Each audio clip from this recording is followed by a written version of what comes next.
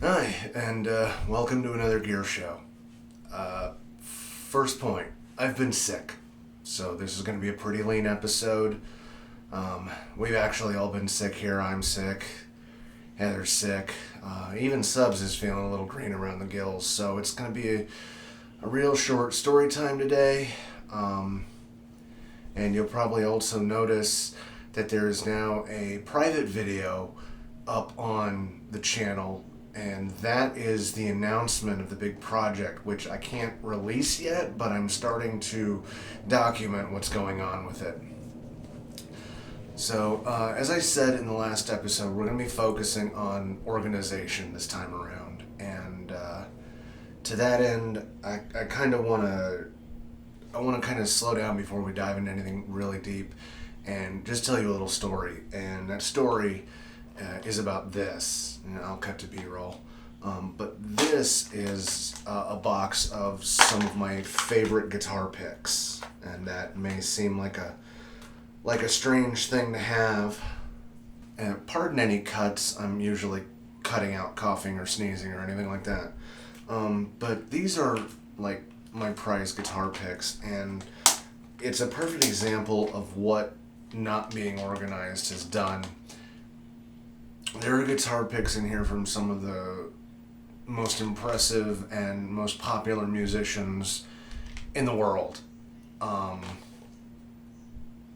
then there are guitar picks that I have in here that when I got them on whatever show it was, I threw them in this box, and I was like, okay, I'll take care of it, I'll catalog it, and I didn't.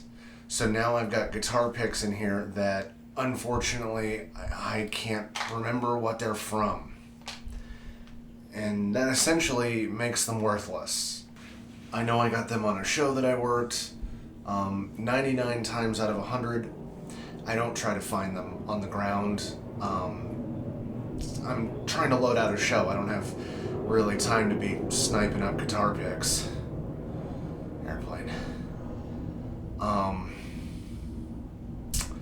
So I'll go to the Guitar Tech, and that's paid off. I mean, I've made some great friends with some of the guitar techs out there. Recently, we did the Slipknot Knotfest show, and I got to have a few minutes to just chat with Jim Root's Guitar Tech. He was kind enough to show me one of Jim's prototype guitars that he's got out on tour with him. I got some guitar picks. I made a pretty decent friend that day. Hell, part of this collection, not necessarily the ITS stuff, but some of the more, you may not even be able to see it. I got some Prometheus Design Works patches and whatnot, and I actually bought those from Dierks Bentley's guitar tech, Carlos, because he was a patch collector, and we ended up striking up a friendship, and I ended up buying like half his patch collection a few years ago. So, that's all well and good, but I've got this box of guitar picks, and some of them I can't. Some of them it's real easy. I'll show you, let me cut to B-roll of a few that are just, it's obvious what they are.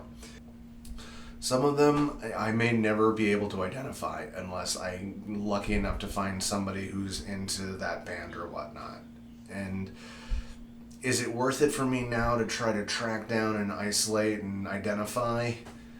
Not really.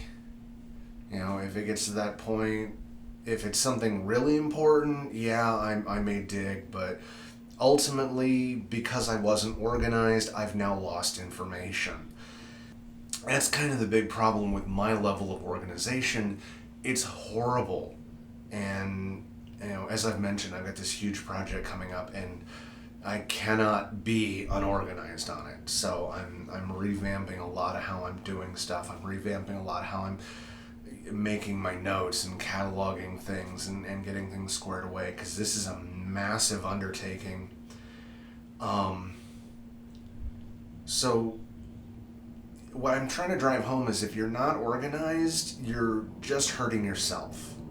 I'm not saying that you need to be compulsive. Everything doesn't need to be in isolated, independent bins or folders or whatnot, and all your black pens are here and all your blue pens are here and all your red pens. You don't need to go that far.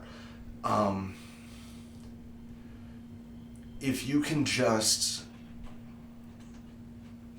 figure out a pattern that works for you, it may be your own kind of shorthand for taking notes. It may be dictating notes into your phone. It may be, you have a tray at home that, at the end of the day, you put all your pocket stuff in, so you know exactly where it is. Doing that will go miles to help you just make your day go smoother. Sometimes it's those little things that you need to start your day off. I've had days where I'm looking for crap for 20 minutes and it's like, if I don't find it in the next 3 minutes, I've got to leave without it. And that can throw a whole day off. It's a quicksand thing. Quicksand. Oh, shit. Hey, quicksand's a scary mother, man. I mean, first of all, it suck you right in, and even if you scream, you get all that muck in your mouth. I don't think that's what Shane had in mind, frankly. Huh? That's not what he had in mind. What are you talking about then, Coach? Well, why don't you ask him? Hey, what's up, Shane? You're playing. And you think everything is going fine. But then one thing goes wrong. And then another. And another. And you try to fight back, but the harder you fight, the deeper you sink. Until you can't move. You can't breathe. Because you're in over your head. Like quicksand.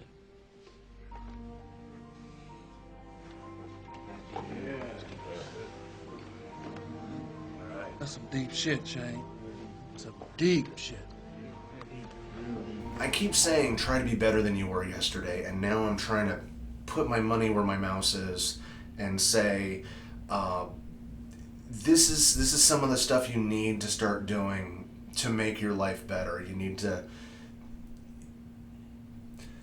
assume that while other people may be looking out for you, they can't look out for you the whole time.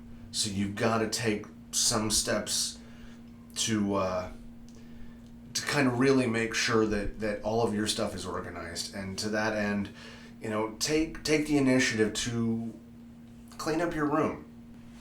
I've been sick for the past few days, so one of the things I've been kind of doing is just tidying up my studio space, because when I work, I let it get away from me, and it's a problem, and it's a mess, and then I feel like I've got no place to work, I've got no place to set up my gear and film an episode, and it just snowballs. So I take the time to get everything under control, put everything back where it should be so I can find it, and the next thing you know, I'm able to film an episode, even though right now I feel like throwing up. I probably sound like I'm losing my voice and I'm having a personal temperature crisis right now. But here I am. I'm able to knock this out and deliver what I said I was going to do. So, organization goes a long way into just making your life easier so you can focus on improving other aspects. And if you can get yourself down to that mode of, I can get up, I can hit a button and get my coffee going, and hit a button and pre-order my breakfast sandwich from Pumpkin Go Nuts or whatever, that's friggin' great. Anything you can do to take the minutia of every day off your shoulders gives you more time and more focusability on the bigger things. So that's it. I'm done. I'm tired. So just try to be organized, because that will free up time and focus to be able to figure out what you want to do to improve your situation, to improve your life, so you can be better than you were yesterday. So tonight's episode is brought to you by communal sickness. I got this from somebody at work. Speaking of work, good news, I got sworn into my union the other day. Pic here, courtesy of my bro Charlie Taylor. Thank you, Charlie, for taking the picture.